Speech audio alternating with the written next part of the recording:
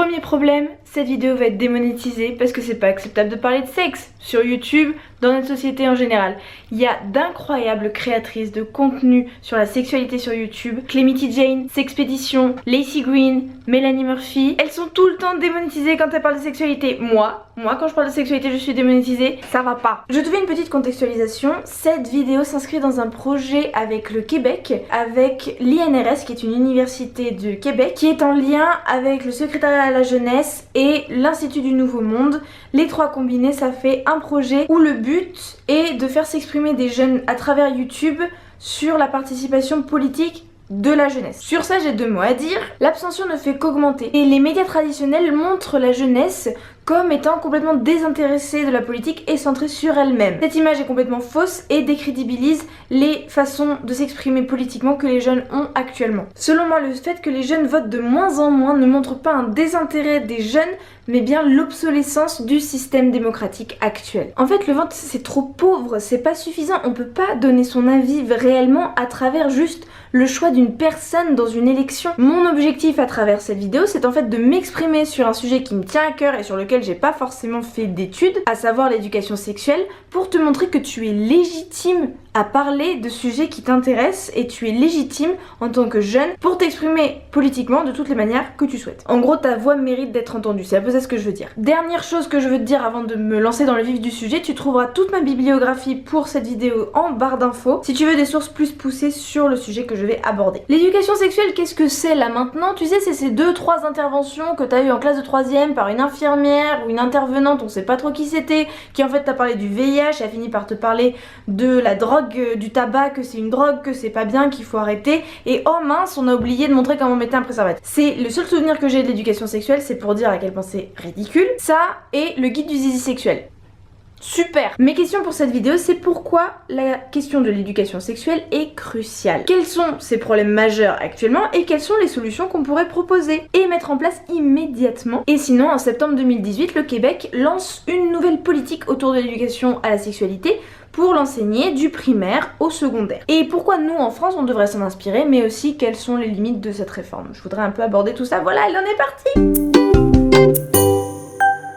Évidemment, je vais lire mes notes pendant cette vidéo, tu m'en excuseras. Déjà, je veux te parler du fait que l'éducation sexuelle véhicule des stéréotypes de genre. Les garçons auraient des besoins sexuels plus importants que les femmes. Ils seraient en fait demandeurs et pourraient même devenir violents, alors que les femmes sont plus réservées, plus romantiques. Elles subissent la sexualité des garçons, en fait. Évidemment, c'est complètement faux, ce sont pas des vérités naturelles, mais des injonctions sociales. On véhicule dans ces interventions une naturalisation des différences entre une sexualité féminine affective et une sexualité masculine mécanique. Donc, on apprend qu'il y a une explication psychologique à cette sexualité patriarcale plutôt que nous donner à nous petits élèves des solutions, des outils pour la démanteler et pour la dépasser. Je te cite un guide de 2006 et j'ai pas la preuve qu'il a été enlevé des circuits. J'ai cherché, j'ai pas trouvé qu'il ait été enlevé des circuits. Il était cité en 2013 comme étant encore une source active et là maintenant je sais pas s'il est encore effectif, mais déjà c'est gravissime. Je te cite le guide. Le fait que les filles aient accès à l'intériorité du cycle menstruel semble favoriser l'intériorisation des règles, alors que beaucoup des garçons vont chercher à l'extérieur dans des conduites illicites ou délinquantes notamment, ce qui n'est pas présent à l'intérieur de leur corps. Est-ce qu'on peut s'arrêter 2 secondes? Je m'arrête, pause. C'est grave. Autre exemple d'un problème que soulève cette éducation à la naturalisation d'une différence entre les filles et les garçons, c'est que les filles intègrent une injonction sociale qui rend difficile pour elles d'envisager sans malaise des relations courtes, sans forcément de sentiments, qui sont finalement des choses très fréquentes dans notre adolescence. Et les garçons n'intègrent pas du tout cette injonction. Donc elles vont vivre ça avec un certain malaise, une certaine difficulté, alors que les garçons pas du tout. Il y a des chiffres pour prouver tout ça que tu trouveras dans la barre d'infos si tu veux. Le deuxième grand problème que véhicule l'éducation sexuelle actuellement, c'est l'hétéronormativité. C'est l'obligation implicite d'être hétérosexuel dans notre société. La pression sociale à l'hétérosexualité peut se manifester par des discriminations légales, par exemple le mariage ou l'adoption, juste comme ça, on the top of my head, par des violences homophobes, en fait, qui évidemment touchent les enfants et les adolescents puisqu'il suffit d'allumer la télé et ils le voient. ou de lire n'importe quoi sur internet, ils le voient. Dans les cours d'éducation sexuelle, l'homosexualité est présentée comme un problème psychologique douloureux.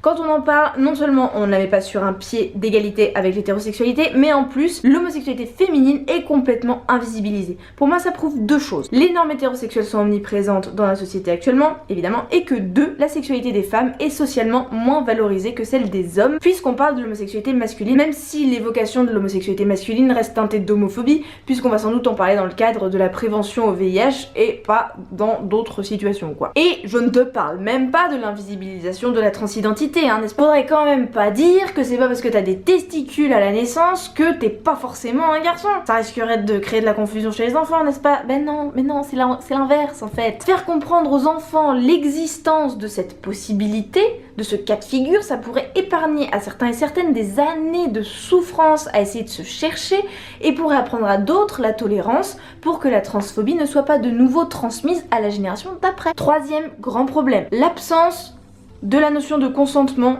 et les gros manques dans les questions de violence sexuelle. De manière générale, le cadre officiel de l'éducation sexuelle française, et c'est sûrement le cadre d'autres pays, se réfère peu à la question de l'égalité entre les sexes et les sexualités, ou même à la lutte contre les inégalités sociales. L'idée reçue que les violences sexuelles au sein des jeunes sont faites par des garçons de classe sociale basse est complètement fausse. Il n'y a aucune différence entre les groupes sociaux, ça a encore été prouvé au niveau des chiffres, alors que évidemment la majorité des violences sexuelles sont perpétuées par des hommes sur des femmes. Ces questions ne sont pas abordées actuellement face aux élèves. Par son silence, l'éducation sexuelle participe à la fabrication et à la reproduction de systèmes de classification et de domination. Par exemple, on apprend aux enfants, surtout aux filles, beaucoup moins aux garçons, que la bonne sexualité c'est au sein du couple hétérosexuel amoureux, où l'homme a des besoins et la femme doit assouvir ses besoins. Cela dissuade donc de s'interroger sur les comportements acceptables ou inacceptables de notre partenaire au sein du couple.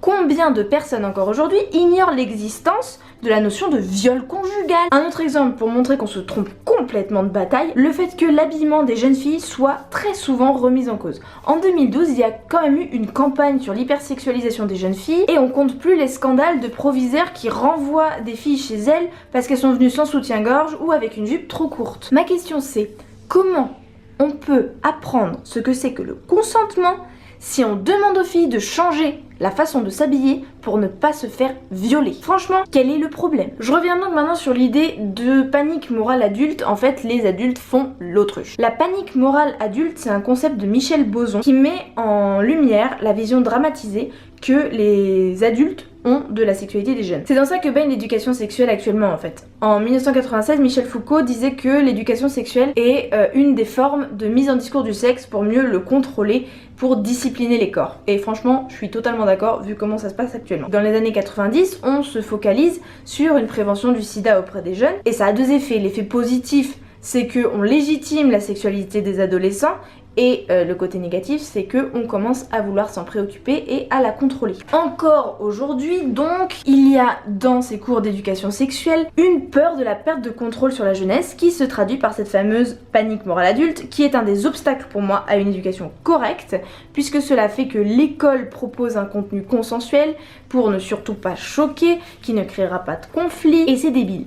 En fait, les enfants sont considérés comme asexuels et exposés à l'hypersexualité des autres. C'est qui les autres s'ils sont tous insexuels, hein, ça c'est ma question. Si l'école produit un discours pertinent au lieu de conservateur, elle pourrait être jugée coupable de sexualiser les enfants, ce qui est une sombre hypocrisie. Ce n'est qu'une preuve de plus de la peur de l'autonomie sexuelle de la jeunesse qui en a aujourd'hui les moyens d'être autonome sexuellement. Évidemment, il y a différents degrés en fonction des pays de cette panique morale adulte, puisque aux États-Unis on représente toujours la sexualité comme un risque, et donc l'idée c'est de faire que les jeunes retardent le plus possible leur entrée dans la sexualité. Alors que par exemple en Finlande, il y a le consensus qui est plutôt tourné autour du fait que la sexualité est un élément de bien-être et on fait donc une éducation à la sexualité plutôt, on l'a fait de façon progressive dans un objectif d'égalité entre les différents genres. Et au miracle, c'est un des pays où il y a le moins de sexisme. Mais alors, est-ce que ce serait pas une coïncidence? Et au carrefour de toute cette anxiété, on trouve la pornographie qui est en fait la seule réponse pour les jeunes actuellement qui soit disponible. On s'en inquiète, on dit que les jeunes vont trop sur les sites porno, mais en fait, on leur donne tous les moyens d'y accéder. C'est une sombre hypocrisie, parce qu'on donne aux jeunes tous les moyens technologiques d'accéder à tout ce type de contenu sans proposer quoi que ce soit d'alternatif pour répondre à leurs questions. Il faudrait, pour avancer, que les adultes responsables, que ce soit à l'école ou à la maison, assument qu'à 12 ans, leur enfant a déjà vu du porno, que ce soit par choix ou par émulation collective. Penser le contraire, c'est prendre les ados pour des crétins. On leur file des smartphones avec internet illimité. Ils savent tout ce qu'ils peuvent y trouver parce qu'ils sont pas bêtes. C'est leur seule éducation sexuelle pour briser le silence. De quoi t'as besoin d'autre pour y aller, tu vois? Ce n'est pas la preuve que la jeunesse est pervertie, c'est la preuve d'un énorme manque dans l'éducation. Maintenant, la question de l'âge. À quel âge faut-il commencer? Ma réponse à ça, c'est beaucoup plus tôt. Dès la primaire. Un éveil au corps, aux émotions, aux notions de consentement, ça pourrait éviter pas mal de trucs, notamment les expériences sympathiques, traumatisantes pendant plusieurs décennies ensuite, d'un tel qui soulève la jupe d'une telle et d'un tel qui fait des attouchements dans les toilettes alors qu'on n'a même pas 8 ans, ça arrive, ça c'est super fréquent. Et au-delà de ça, ça pourrait prévenir des abus sexuels d'adultes sur les enfants si les enfants connaissent les limites de l'acceptable et sont capables de se rendre compte que quelque chose n'est pas normal. Prenons mon exemple pour comprendre en quoi c'est débile de réserver l'éducation sexuelle aux classes de 3e. En 3e, donc à 14 ans, j'avais mes règles depuis 3 ans. J'avais déjà eu des rapports pénétratifs, certains sans préservatif. J'avais déjà un copain, je prenais déjà la pilule et je n'étais pas sensibilisée aux notions de consentement. S'y prendre trop tard pour ne pas heurter la sensibilité des parents, c'est priver les enfants et adolescents d'une éducation nécessaire pour les enrichir et leur donner des clés de compréhension. Par ailleurs, c'est pas parce que la moyenne du premier rapport sexuel est entre 15 et 17 ans qu'il n'y a aucune expérience sexuelle au préalable. C'est pas parce qu'il n'y a pas pénétration qu'il n'y a pas des problématiques de consentement, d'être forcé à quelque chose qu'on ne veut pas faire. Pardon pour tous les reflets du soleil, mais je vais un peu plus loin là maintenant. Pour moi, la définition même de rapport sexuel pose beaucoup de problèmes. On entend par rapport sexuel aujourd'hui rapport sexuel pénétratif d'un pénis dans un vagin ou un anus. Du coup, on invalide complètement les rapports sexuels buccaux, les rapports sexuels lesbiens parce que va trouver un pénis, hein, pour t'occuper de ta partenaire, les rapports masturbatoires et j'en passe. C'est une injonction à la pénétration pour rendre effectif le rapport sexuel. Et ça, c'est véhiculé par l'éducation sexuelle même, c'est grave! Parce que du coup, s'il n'y a pas pénétration, bah t'as pas couché. Ça invalide plein d'autres pratiques et ça fait qu'on s'occupe pas d'elles, alors que ces dernières peuvent quand même impliquer l'éjaculation, un risque de grossesse ou de maladie sexuellement transmissible et tous les problèmes de consentement. Enfin, ça n'a aucun rapport avec le fait si tu pénètres ou pas tout ça. Quelles sont les solutions? Idéalement, il faudrait que l'éducation à la sexualité soit prise en charge par d'autres instances que l'école, mais c'est peut-être trop en demander à notre société là maintenant. Je me décale pour le soleil. Si on en reste à l'école, prenons l'exemple du Québec. En septembre 2018, les apprentissages définis par le ministère vont devenir obligatoires pour les élèves de primaire et de secondaire des établissements, qu'ils soient privés ou publics. Et ce sera même disponible pour le préscolaire. C'est une avancée. J'ai regardé le programme, il a l'air chouette, il est assez détaillé, il fait une 30aine de pages, c'est sympathique, c'est écrit petit donc ça veut dire que c'est pas mal, c'est assez détaillé, mais un problème quand même qui reste, c'est un certain manque d'harmonisation des intervenants et des intervenantes parce que il est adapté en fait par les personnes qui animent les ateliers en fonction de leur background, de leur spécialisation. Un ou une professeure d'histoire ne se comportera pas de la même manière que un ou une infirmière. Tu vois, ou un ou une psychologue. Le problème c'est quand même que ce sera principalement des professeurs qui devront intégrer à leur matière leur façon d'apprendre l'éducation à la sexualité aux enfants. C'est que ça, je trouve ça va pas en fait. Ça a été soulevé par les syndicats de l'enseignement québécois. L'offre de formation n'a pas avancé en fait au même rythme que le programme. Et beaucoup d'enseignants ne se sentent absolument pas capables ou légitimes à enseigner l'éducation sexuelle à leurs élèves. Pour le Québec, c'est du coup peut-être une réaction un peu précipitée après le mouvement MeToo, plutôt qu'une décision prise à tête reposée avec la création d'une formation correspondante. Voilà. Notons par exemple l'absence complète de la question des personnes transgenres, alors que pourtant les jeunes posent beaucoup de questions à ce sujet actuellement. Pour moi, ce qui manque terriblement, c'est en fait, je rêve, je sais, mais d'en faire un vrai métier en fait, que ce soit une spécialisation. Il y a eu un petit calcul qui a été fait. Pour un collège-lycée de 800 élèves, il faudrait 1,2 professeurs à temps complet pour répondre à la demande d'heures. Pourquoi ne pas créer des postes? Pourquoi ne pas créer une formation? C'est quand même pas si complexe que ça quoi. 30 pages ça suffit pas pour apprendre à quelqu'un à enseigner l'éducation à la sexualité. Non, c'est pas possible. Ça ne peut pas juste être un bonus que les enseignants décident de prendre. Faut que ce soit un vrai métier, un vrai poste de fonctionnaire. Par ailleurs, mais ça encore je pousse le truc très loin, il faut absolument proposer une alternative à la pornographie. pornographie pour permettre aux adolescents de savoir ce que c'est que la sexualité sans son aide. Ou au moins, mais c'est terrible, donner des filtres critiques pour prendre avec distance les images pornographiques, pour créer de la distance entre soi et les images pornographiques. Au lieu de dire c'est pas bien, faut pas le faire, on explique de façon précise que c'est tourné sur plusieurs heures, avec des pauses, que les positions sont pas forcément tenables par des personnes qui sont pas formées et qui sont pas entraînées, que le plaisir masculin et féminin ne s'atteint pas forcément comme ça, qu'un rapport sexuel ne se termine pas forcément par une éjaculation masculine et encore moins sur le visage de sa partenaire, etc. etc.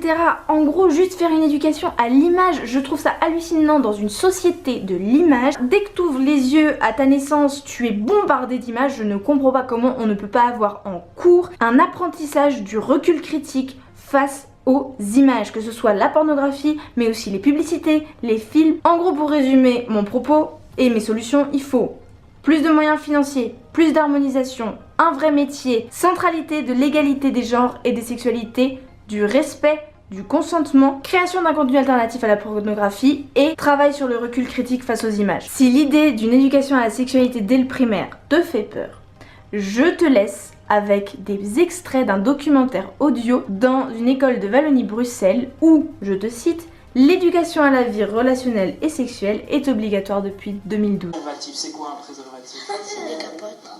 On met ça sur le pénis pour quand on fait l'amour, il n'y a pas de risque qu'on fasse de bébé et qu'on ne transmette pas des maladies. Il y a plein d'images qui concernent la reproduction et en fait je les ai un peu mélangées et j'aimerais bien que vous m'aidiez à les remettre dans l'ordre. Est-ce que ça veut dire que pour qu'il y ait une reproduction, il faut toujours que l'homme donne une fleur à la femme? Non.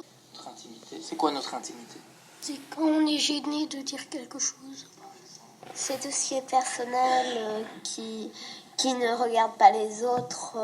Mais hier, j'ai regardé une vidéo de Maître Gims et c'était parano.